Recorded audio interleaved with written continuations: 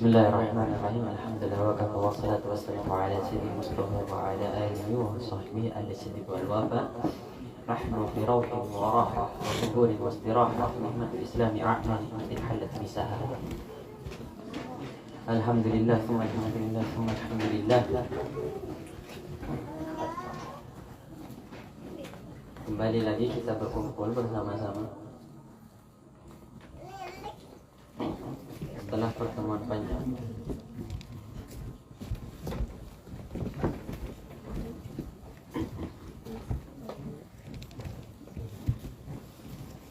Membaca kitab Fawaid al-Mukhtarah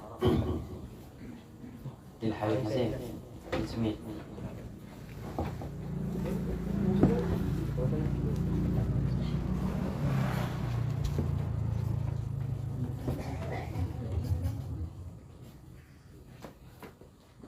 Bismillahirrahmanirrahim. Adab ad-da'wah ila Allah. Kita masuk ke dalam adab ketika seseorang dakwah kepada Allah. Dakwah dalam Islam, dakwah untuk Allah Subhanahu wa taala, dakwah untuk Rasulullah, dakwah untuk Muhammad, umat Muhammad Rasul. Ketika seseorang dia ingin berdakwah, tidak harus menjadi ulama dulu. Ketika seseorang berdakwah tidak harus pintar dulu. Kata Rasulullah sallallahu alaihi wasallam, "Balligh anni walau ayat." Sampaikanlah dariku walaupun satu ayat. Jadi kita sampaikan ilmu kita kepada siapa? Sampaikan ilmu kita. Kita sampaikan ilmu kita. Ilmu itu kata Sayyidina Ali, ilmu itu tidak sama kayak uang. Semakin kita keluarkan ilmu kita, semakin banyak kita dapatkan. Tapi kalau uang, kata Sayyidina Ali, semakin banyak kita keluarkan, semakin hilang. Kecuali kita mengeluarkannya di jalan Allah. Kalau kita keluarkan di jalan Allah, dia akan bertambah. Sebagaimana hadis Rasulullah, "Ma naqasa malun bi sadaqatin bal yazdad bal yazdad bal yazdad." Tidak akan pernah berkurang harta yang disedekahkan, akan tetapi bertambah, bertambah dan bertambah. Jadi ketika kita memiliki ilmu, sekecil apapun ilmu kita, kita keluarkan, kita ajarkan sama orang lain. Kita ajarkan. Ketika berdakwah kita mengajarkan. Lalu di sini kata Rasulullah sallallahu alaihi wasallam, "Min fitnatil 'alim an yakuna al-kalam ahabbu ilaihi min istima'." Di sini dikatakan oleh Rasulullah sallallahu alaihi wasallam, fitnahnya seorang ulama, fitnahnya orang alim adalah ketika dia lebih mencintai perkataannya daripada dia mencintai, suka mendengar orang lain. Jadi berhati-hati. Bagi para pendakwah, bagi para ulama, dia harus berhati-hati. Ketika dia sudah banyak berbicara, akankah omongannya sesuai dengan yang ia kerjakan? Pertama. Yang kedua, akankah omongannya itu ia tidak untuk Allah Subhanahu wa taala, tidak ada niat lillah di hati. Tapi jangan jadikan itu semua sebagai jalan yang memotong kita untuk dakwah. Yang namanya dakwah tetap dakwah jalan. Kata Sayyidil Habib Hadrah, mau seburuk-buruknya kita, kalau kita disuruh sama orang berdakwah, kita disuruh ngajar sama orang ngajar, kata beliau. Karena seburuk-buruknya orang ketika berdakwah, dia akan jauh dari maksiat. Jadi kita dengarkan. Kata ulama, "Undur ma qala wa la tandur man qala." Lihatlah apa yang dikatakan, bukan siapa yang berkata. Jangan dibiasakan setiap hari kita melihat siapa yang ngomong dulu. Jangan kalau ada penceramah kita lihat siapa yang berceramah, jangan. Tapi kita lihat isinya. Biasakan melihat isi. Dan kalau kita dinasihati, walaupun orang yang menasihati lebih buruk daripada kita, kita dengarkan. Karena yang namanya nasihat, niat untuk memperbaiki diri kita. Dan biasanya nasihat ini sakit. Biasanya nasihat itu pedih. Yang namanya nasihat pedih. Dan ketika seseorang ingin omongannya didengarkan, maka yang pertama dia harus mendengarkan omongan orang lain. Kalau dia sering mendengarkan omongan orang lain, dia mendengarkan nasihat orang lain, diikuti nasihatnya orang lain, maka ketika dia menasihati orang lain akan mendengarkan. Kama tadin tidak, kata Rasulullah, sebagaimana engkau memperlakukan seseorang maka seperti itu engkau akan diperlakukan. Jadi yang namanya dakwah di sini mengingatkan orang, kita nasihatin orang sedikit-sedikit, kita nasihatin. Walisanul hal aqwa min lisanil maqal. Dan yang namanya perbuatan kita ketika berdakwah itu lebih bagus, lebih berkesan daripada lisan kita. Kalau kita nyuruh orang, ada orang ada sembahyang, kita hendak menyuruhnya sembahyang, kalau kita suruh aja mungkin orang itu tidak nurut. Tapi kalau kita aja, kawani aku hendak sembahyang, akan menjadi makmum, biar kita dapat pahala, dia lebih berkesan. Dan usahakan ketika ingin mengajak seseorang menuju kebaikan, jangan disindir, jangan disindir, tapi dengan penyemangat, dengan penyemangat. Ada orang baru berubah sedikit-sedikit, baru belajar sholat, disemangati, masya Allah, ikan sembahyang, masya Allah. Dan kita harus ingat, seburuk apapun seseorang di hadapan kita, kalau dia sudah kembali ke hadapannya Allah, dia sudah kembali ke jalan yang benar, dia sudah bertaubat, maka dosanya akan diampuni. Dosanya akan diampuni. Sebagaimana ibunya melahirkannya, jadi fitrah lagi, bersih lagi. Kita husnudzon sama mereka. Kata Habib Umar, berhati-hatilah dengan orang, dengan para penjahat, para perampok yang telah bertaubat daripada para orang-orang alim. Karena orang-orang alim belum tentu dia diterima di sisi Allah. Tapi kalau mereka orang-orang yang buruk, ketika dia kembali kepada Allah, Allah lebih merindukan taubatnya. Allah lebih merindukan rintihan hati.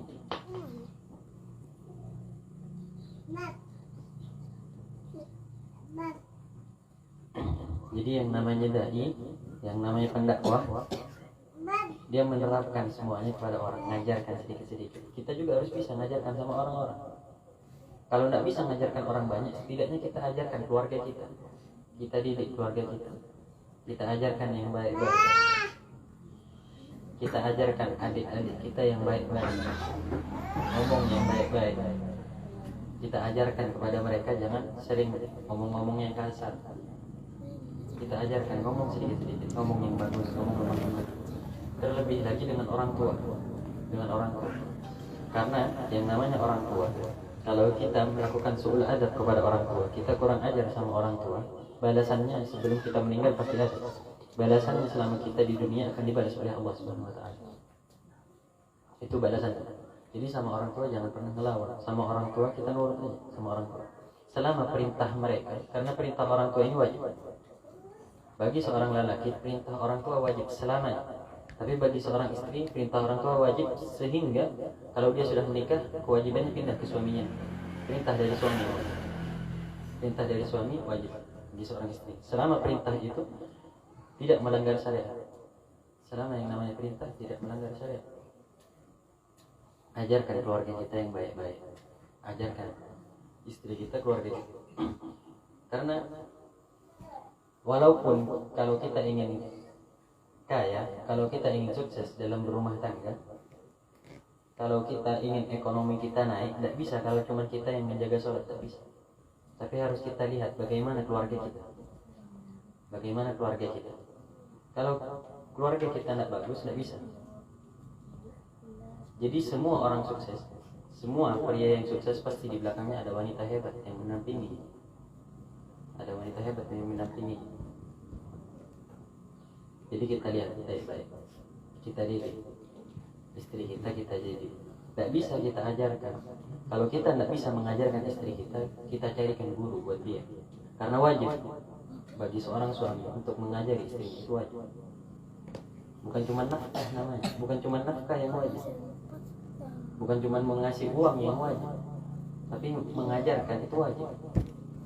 Ajari istrinya dalam hal-hal agama, diajarkan, kita ajarkan tentang hal-hal agama. Dan lebih bagus ketika mencarikan guru bagi seorang istri, carikan guru yang sama-sama perempuan, biar tidak malu, nanya apa-apa itu tidak malu. Karena yang namanya rumah tangga, kalau orang lain tahu kita malu, orang lain tahu malu. Tapi kalau sama-sama perempuan, mereka bisa cerita dalam hal rumah tangganya sendiri. Bismillahirrahmanirrahim. Dan ketika seseorang berdakwah, kembali lagi dalam dakwah, dia jangan cuma, bagi seorang pendakwah ini jangan cuma memikirkan omongannya saja, tapi harus memikirkan tingkah laku. Jangan cuma memikirkan ingin dihormati orang lain. Jangan. Kata Habib Abu Bakar Al-Idrus Al-Akbar. Habib Abu Bakar ini dia punya anak. Beliau memerintahkan kepada anaknya untuk mencari orang yang lebih. Anaknya Imam Al-Idrus Al-Akbar pengen bilang ke abahnya, "Wahai ayahku, aku ingin berdakwah," kata beliau kepada abahnya. Lalu kata Al-Idrus Al-Akbar, Imam Idrus Al-Akbar, kata beliau, "Kalau engkau ingin berdakwah, maka carikanlah aku orang yang lebih buruk daripada engkau," kata beliau. Lalu anaknya kemana-mana mencari, pergi ke pasar, melihat orang yang melakukan maksiat, melihat orang yang minum minuman keras. Dia berkata dalam hatinya, mungkin orang ini lebih buruk daripada aku. Tapi apa? Kata beliau, kalau dia bertaubat, mungkin dia lebih baik daripada aku. Akhirnya dia melanjutkan perjalanannya lagi, mutar-mutar lagi, sampai suatu ketika di tempat sampah melihat seekor anjing.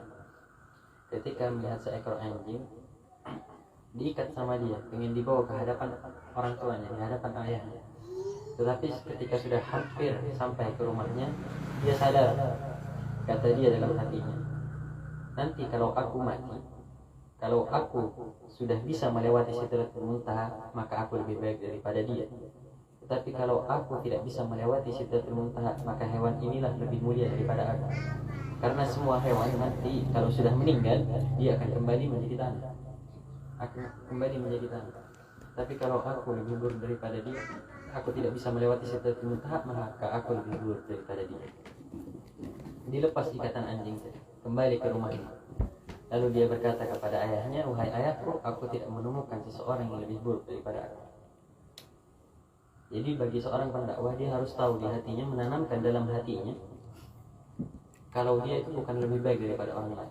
Bukan karena dia berceramah, bukan karena dia menasihati orang lain, lantas dia lebih baik, enggak. Jadi menanamkan dalam hati, bukan orang yang mulia. Ini berat, omongan seperti ini berat. Untuk diri pribadi ini berat, nasihat. Nah, yang namanya nasihat itu sakit.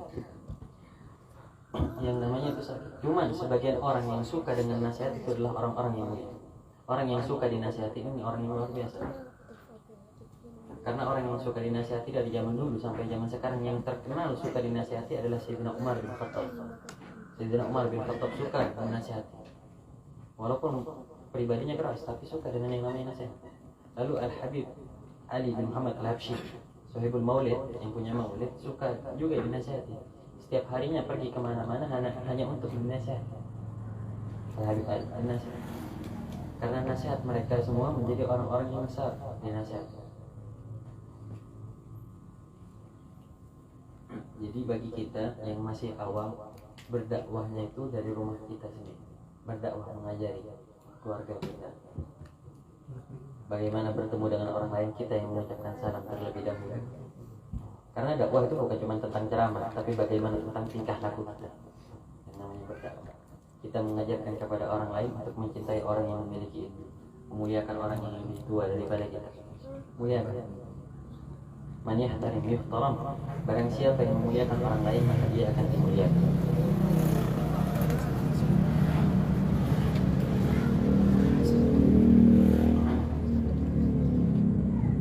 Jadi kalau kita sudah bisa berdakwah dalam keluarga, kita bisa untuk berdakwah kepada orang-orang di sekitar kita.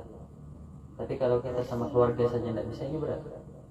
Kalau sama keluarga aja kita tidak bisa berdakwah, ini berat. Berusaha. Jangan kita jadikan ilmu kita sebagai fondasi untuk berdakwah, jangan.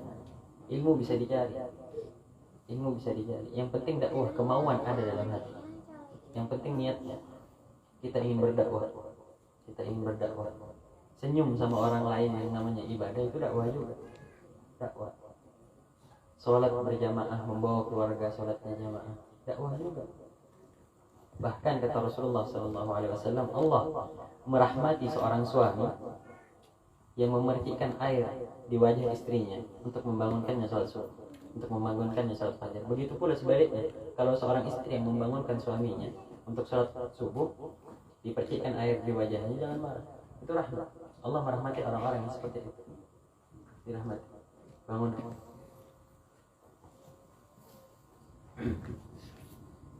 Dan biasakan kalau sudah bangun subuh, sholat 2 rakaat sebelum subuh. Ketika sudah azan subuh, sebelum sholat subuh kita sholat sunnah 2 rakaat sebelum subuh. Rakaat yang pertama alam nashrah, rakaat yang kedua alam tarakah, al-fil. Untuk mencegah kehidupan kita dari penyakit, mencegah hari itu dari penyakit. Orang yang membaca itu insya Allah tidak akan terkena penyakit dalam hari itu. Satu hari itu tidak akan kena penyakit. Kalau tidak sempat sebelum subuh, nanti ketika kita sholat duha, bacaannya itu juga alam tarakah rakaat pertama, alam al-fil rakaat yang kedua, al-insyirah rakaat pertama, al-fil rakaat yang kedua. Bismillahirrahmanirrahim. Yang bagi liddain yatahasan bizaini wa hay'atuhu wa tajammul fi libasihi wa nahwihi bima yatafarrad bil khalqi Allah ta'ala hatta yakmul intifa'. Di sini juga dianjurkan, di sini dikatakan dianjurkan bagi seorang pendakwah untuk memperindah, maksudnya untuk memperbagus pakaiannya, bukan harus pakai pakaian yang mahal, tapi memperindah, pakai pakaian yang layak. Jangan pakai pakaian compang-camping. Memperindah pakaiannya, memperindah tingkah lakunya, menjaga tingkah laku. Karena seseorang kalau sudah dia berdakwah, paling tidak dia jaga tingkah laku kalau ketemu sama orang lain. Walaupun kita sadar kita tidak akan bisa hidup dengan omongan orang lain. Kalau kita ngikutin omongan orang lain, tidak akan selesai-selesai. Kalau kita cuma ikutin omongan orang lain, karena orang lain tidak akan bisa merubah kita, dan kita tidak akan bisa merubah omongan orang lain. Paling tidak kita menjaga diri agar tidak jadi bahan omongan. Walaupun yang namanya omongan itu pasti ada, walaupun yang namanya omongan pasti ada, tapi kita tetap jalan.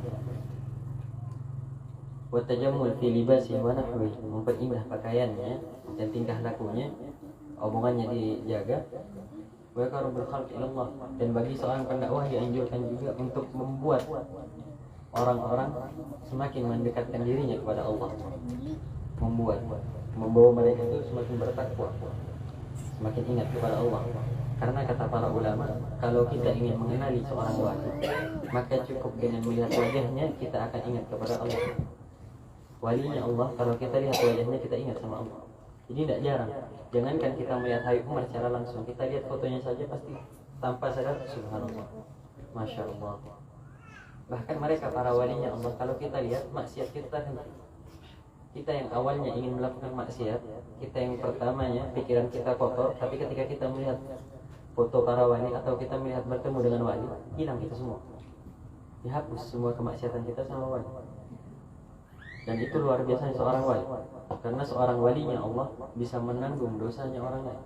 Seorang wali menanggung dosanya orang lain. Dan kata Al-Habib Muhsin bin Ali Al-Ridwan, kata Syekhana, seorang mursyid adalah mereka yang bisa menghapus nama murid-muridnya yang awalnya murid ini termasuk dari golongan orang-orang yang celaka, dihapus menjadi orang-orang yang berbahagia. Awalnya mereka adalah orang yang celaka, tapi karena adanya mursyid dihapus. Karena nanti kata Ibn Athaillah, kalau kita sudah di padang mahsyar, mursyid itu yang akan memanggil nama murid-muridnya, dipanggil nama murid-muridnya, dipanggil nama murid-muridnya. Jadi perbagus silaturahmi kita dengan mursyid, memperkuat lagi rabithah kita dengan mursyid tadi, dengan guru kita diperkuat. Kalau guru kita sudah tidak ada, dengan keluarganya diperkuat, dengan keluarganya diperbagus hubungan. Bukan berarti di sini karena saya anaknya, karena ulun anaknya anak yang punya, bukan. Tapi kita menjaga silaturahmi biar tidak putus, Wa subhanallah, ada satu ikhwan sudah tua, ikhwan yang sudah tua, dia bermimpi, kata beliau, Habib, saya mimpi Mimpinya gimana? Saya bermimpi saya sudah berada di padang mahsyar. Saya sudah berada di padang mahsyar. Dan saya melihat, kata beliau, saya melihat Habib Haider hanya berdiri, dan Habib Zainnya berdiri, lalu ada Habib Bilbi berdiri juga. Semua dari mereka Habib Haider hanya, dan Habib Zainnya duduk di kursi. Lalu saya melihat Habib Bilbi-nya megang pedang. Jadi siapapun yang mau masuk lewat pintu situ pasti ditanya sama malaikat, siapa engkau? Siapa engkau? Mereka semua yang lewat situ semua begitu. Mereka semua mengaku kalau mereka muridnya Habib Haider. Tapi kata Habib Haider hanya apa? Tanyakan sama Bukti, tanyakan sama anak saya. Kalau memang benar kata anak saya itu murid saya, dia akan masuk. Dia akan ikut golongan kami. Tapi kalau kata anak saya bukan, jangan ikut-ikut. Karena yang berat bagi seorang murid untuk dekat dengan anak-anak gurunya, untuk menghormati anak-anak gurunya, itu berat. Tak gampang. Bukan berarti kita ingin dimuliakan, tidak. Kita bukan ingin dimuliakan. Kita bukannya cinta dengan jabatan atau cinta penghormatan, bukan gila hormat. Tapi kewajiban seorang murid, siapapun itu, kalau kita cinta dengan guru sekumpul, kita muliakan anak. Kita muliakan anak. Yang jadi permasalahan di sini, ketika anak-anak seorang guru, anak ustaz, anak kiai, anak habaib, siapapun itu, ketika mereka melakukan kesalahan, orang-orang itu ngomongnya, yang disalahkan masih orang tuanya. Kenapa anak habib, kenapa anak ustaz kayak ini? Mereka semua tidak sadar kalau sebenarnya anak habib, anak ustaz itu manusia. Tapi kenapa kalau anak orang biasa, yang bukan ustaz, yang bukan golongan habaib, melakukan kesalahan diwajar-wajarkan? Kenapa? Seharusnya sifat wajar itu ada bagi kita ketika kita melihat anak seorang ulama, anak seorang guru, ada wajar itu. Tapi jangan sampai merubah hati kita. Hati-hati. Karena kalau hati kita ada sesuatu dengan anak guru, ini bahaya. Karena yang namanya orang tua, seburuk-buruk apapun anaknya pasti dicintai. Seburuk-buruk apapun anaknya, yang namanya orang tua akan lebih memilih anaknya yang nakal daripada muridnya yang pintar. Namanya orang tua dimanapun. Jadi berhati-hati. Kalau kita ada apa-apa sama anaknya, yang harus hati-hati itu bukan anaknya guru, bukan, tapi kitanya. Kedepannya bagaimana yang akan dipertanggungjawabkan. Apa yang akan kita omongkan nanti kalau seandainya guru kita berkata, engkau bukan muridku karena engkau sudah kurang ajar dengan anak. Apa yang mau kita omongkan lagi? Kita tidak bisa melawan lagi. Jadi di situ yang menjadi berat, titik berat, menjaga hati. Kalau seandainya kita tidak bisa mencintai, kalau seandainya kita tidak bisa menghormati mereka, paling tidak kita cintai. Kalau kita tidak bisa mencintai mereka, paling tidak jangan membenci. Jangan membenci. Habib, saya cinta sama mereka, asalkan tidak ketemu aja. Kalau ketemu takut kurang ajar. Kalau ketemu bisa membuat kita kurang ajar dengan tingkah laku kita misalnya, ataupun karena omongan kita. Karena sebagian orang itu biasanya ada punya kepribadian, kalau ngomong tidak bisa ngatur. Jadi sama siapapun ngomongnya tetap kayak gitu. Sama kayak siapapun ngomongnya tetap belak-belakan. Takut keluar yang namanya belak-belakan itu, takut keluar omongan yang kasar. Jadi dia tidak mau ketemu, tapi tetap cinta. Lebih bagus, bukan berarti tidak ketemu itu karena membenci. Kalau kita bisa menjaga hati asalkan tidak ketemu. Karena sebagian orang, biasanya sebagian orang bisa memuliakan orang lain, yang penting tidak ketemu. Jangankan orang lain, sesama saudara, kalau tidak ketemu sayang. Sesama saudara, tapi kalau sudah ketemu berantem. Itu yang namanya saudara. Jadi paling tidak dari jauh kita sudah mencintai. Walaupun tidak ketemu, kita cintai, kita sayangi, kita hormati. Karena kalau sering bertemu, siapapun yang sering bertemu dengan gurunya ataupun orang yang ia hormati, kalau sering bertemu, rasa hormatnya akan turun. Ini terbukti. Kalau kita sering bertemu, setiap hari bertemu, yang awalnya bertemu hormat, tunduk, lama-lama tidak lagi. Lama-lama keluar sifat asli kita. Takutnya itu keluar, jadi lebih bagus yang ketemu. Takut kurang ajar. Menjaga hati, menjaga sikap. Bismillahirrahmanirrahim. Kembali lagi. ويدل لذلك ما ورد عائشة رضي الله عنها أنه اجتمع قوم بين النبي صلى الله عليه وسلم فخرج إليهم قالت رأيته يطلع في إناء الذي فيه الماء يساوي من رأسه ولحيته الكريم فقلت أو تفعل ذلك يا رسول الله؟ قال نعم إن الله يحب من العبد أن يتجنب إخوانه إذا خرج إليه. Karena ini semua diperintahkan bagi seorang pendai untuk memperindah. Paling indah kalau ada acara dia mandi dulu, dia bersiap-siap dulu.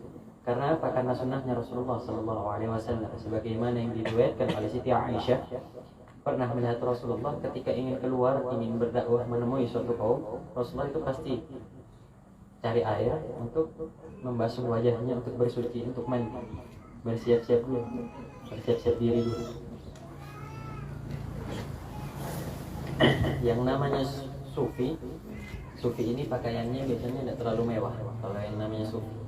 Tapi kita harus sadar untuk menggabungkan itu semua ada caranya.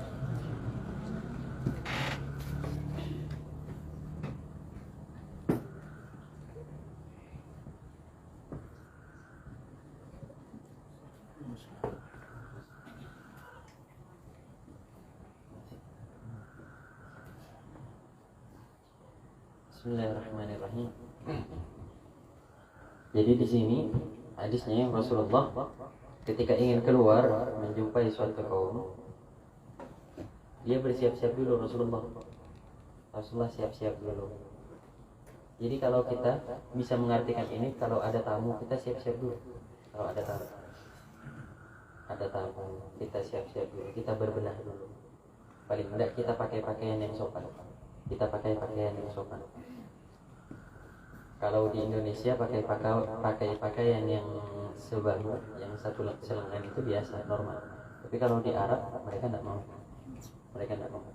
Bahkan jangankan ada tamu, untuk bertemu dengan orang tua mereka tidak berani. Di rumah, dalam rumah saja ada orang tuanya. Kalau di rumah ada orang tua, mereka tidak berani pakai baju selengan. Kecuali mereka ada di kamar mereka sendiri, mau tidur baru mereka pakai baju sendiri. Dan itu diajarkan di pondok kami, biar pakaian itu senantiasa menutupi lengan. Kecuali kita mau kerja, kalau memang mau kerja tidak apa-apa pakai yang selengan, tidak apa-apa.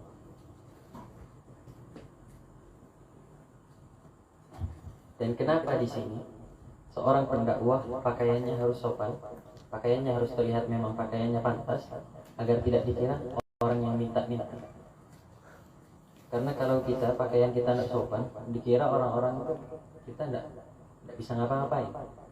Sedangkan kalau kita pakai pakaian sopan, kita pakai pakaian yang pantas, kita bisa bilang sama orang, pendakwah itu enak. Jadi pendakwah, jadi ustaz itu enak. Karena kalau pakaian kita compang-camping, kita bilang sama orang jadi pendakwah itu enak, orang tidak akan percaya. Jadi kita paling tidak dengan penampilan kita bisa menyemangati orang lain. Karena sebagian orang melihat ulama itu tidak dari omongannya aja. Ada yang melihat dari ulama ini, oh masya Allah ulama pakai mobil, kalau jadi ulama ini. Sebagian orang kayak gitu. Karena kebanyakan orang melihat di akhir. Orang-orang sekarang melihat di akhir, bukan melihat di awal. Tidak melihat bagaimana perjuangan mereka di awal ketika berdakwah. Perjuangan sakit juga. Perjuangan di awal berdakwah sakit. Habib Umar pernah diusir. Tapi akankah pengusiran itu buat Habib Umar berhenti berdakwah? Habib Umar diusir, bukan cuma diusir dari tempat berdakwah, bukan cuma diusir dari masjid. Habib Umar diusir dari negerinya sendiri. Habib Umar, Habib Ali turun dari masjid, Habib Ali bin Syekh Abu Bakar turun dari masjid, dipukul sama orang, ditempelin sama orang. Di depan murid-muridnya, di depan orang ramai. Balas, tidak membalas. Bahkan Habib Ali melarang bagi orang-orang yang ingin membalas perbuatan itu. Habib Ali banyak cobaan-cobaannya dalam berdakwah. Tetapi ketika semua sudah sukses, orang-orang cuma ingin melihat bagaimana di akhirnya. Kata ulama, man tashabbaha bi syai'in fi nihayati fahuwa zindiq. Barang siapa yang mengikuti gurunya di akhir hayatnya, ketika gurunya sudah dikenal sama orang, ketika gurunya sudah masya Allah, ini orang-orang yang munafik. Wa man tashabbaha bi syai'in fi bidayati fa huwa siddiq. Dan barang siapa yang mengikuti gurunya dari awal bagaimana perjuangan gurunya, bagaimana sakit gurunya, ini baru orang-orang yang benar, orang-orang yang jujur.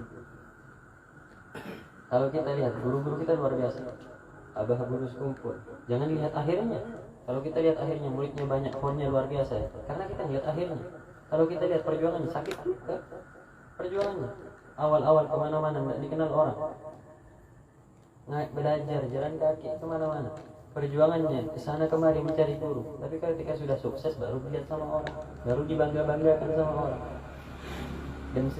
Dan kita lihat sekarang di mana-mana, ponnya di mana-mana namanya disebut. Bukan cuma di hari ketika beliau meninggal, bahkan sampai sekarang masih ada. Sepanjang Isra wal Mi'raj yang lebih banyak bukan Isra Mi'rajnya disebut sekarang, tapi Hol Abun. Karena apa? Karena perjuangan di awal besar. Habib Hadrahnya sama, perjuangan di awal besar. Habib Umar perjuangan di awal besar. Habib Ali Al-Habsyi perjuangannya besar di awal, tidak dikenal sama orang. Tidak dikenal sama orang, tapi ketika sudah sukses baru orang-orang kenal, baru orang-orang bilang nyamanlah Sidin, nyamanlah Sidin. Yang berat juga ketika orang-orang sukses seperti ini, anak-anaknya berat juga.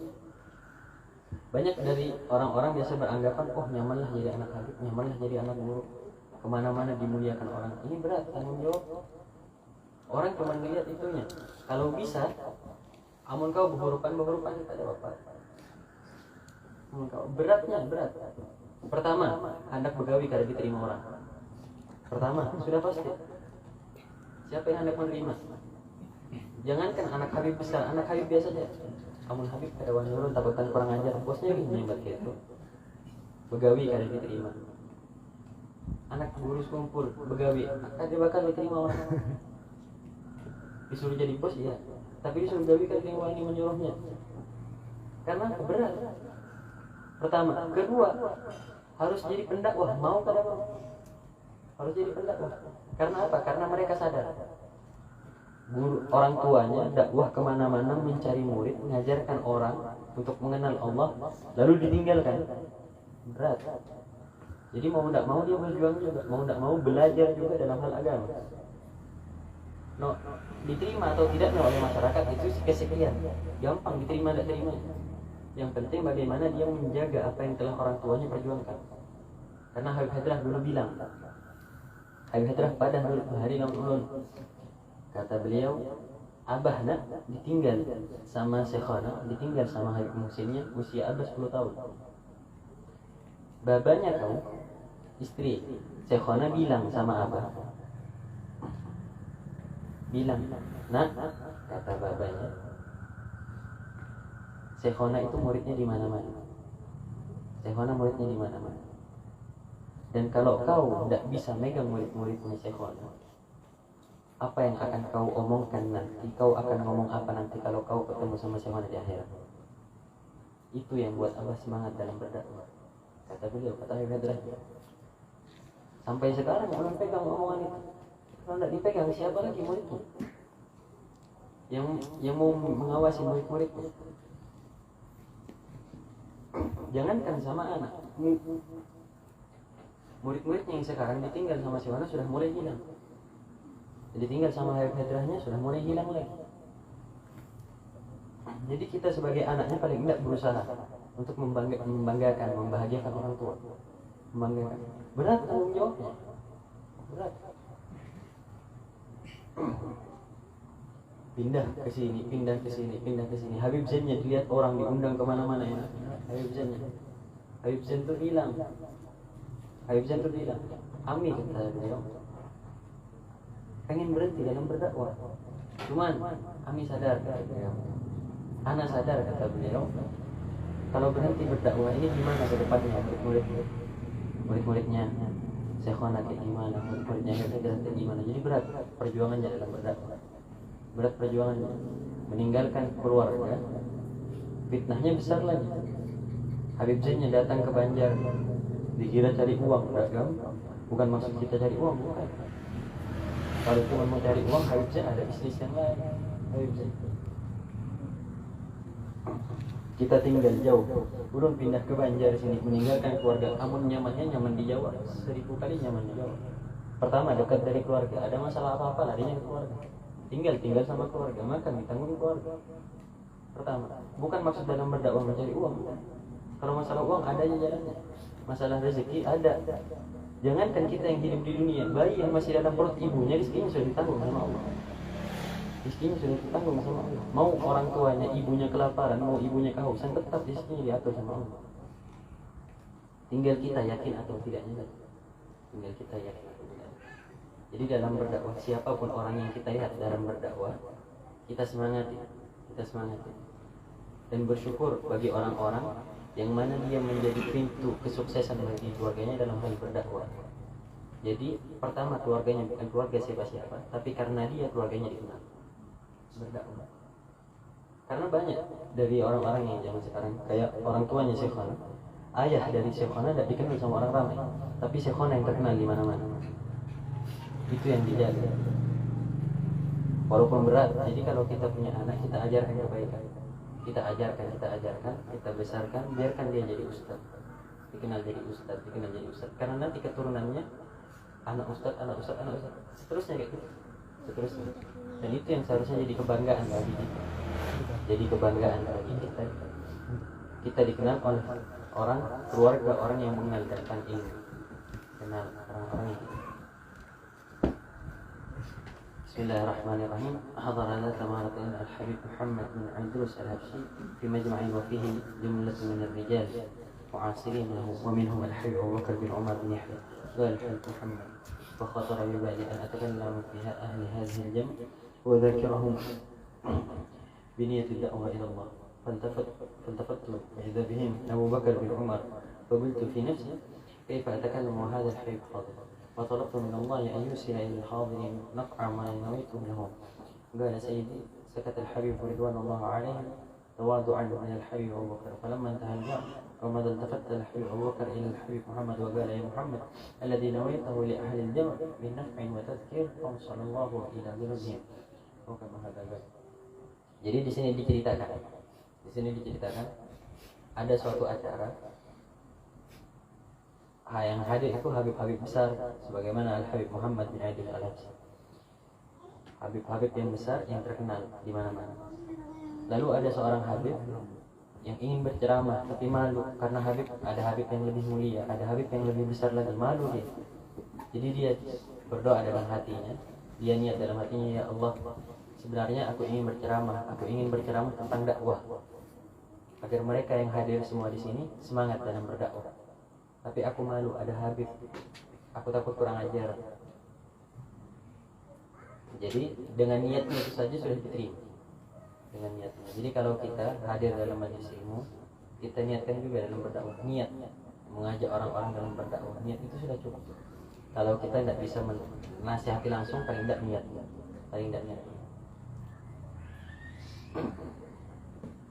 Karena tidak gampang untuk berdakwah ini, sebenarnya tidak gampang, tapi tidak susah juga. Asalkan kita mau, semuanya gampang.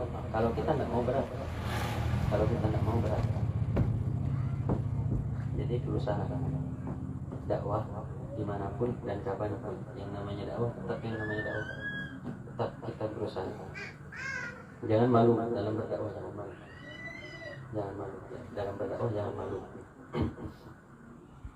Dalam berkeluarga dakwah itu gampang.